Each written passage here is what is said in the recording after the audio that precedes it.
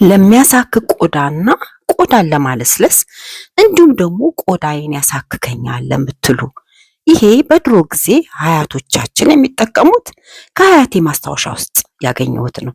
እዚህ ጋር የምታዩት ግሪን ኮፊ ወይም ደግሞ አረንጓዴው ሳይቆላ ቡና ማለት ነው።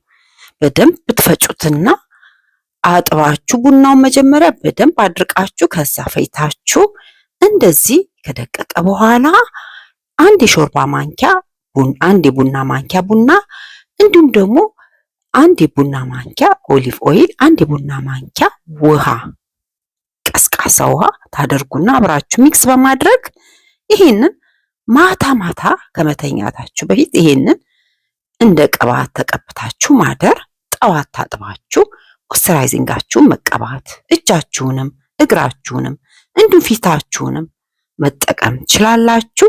ይሄ ቆዳን ለማጠንከር፣ ቆዳን ለማለስለስ እንዲሁም ደግሞ ቆዳ ያለ እድሜ ቶሎ እንዳይጨማደድ በጣም ይረዳልና ይሄንን በተፈጥሯዊ መንገድ በድሮ ጊዜ የሚጠቀሙበትን ቅባት ተጠቀሙ እላለሁኝ።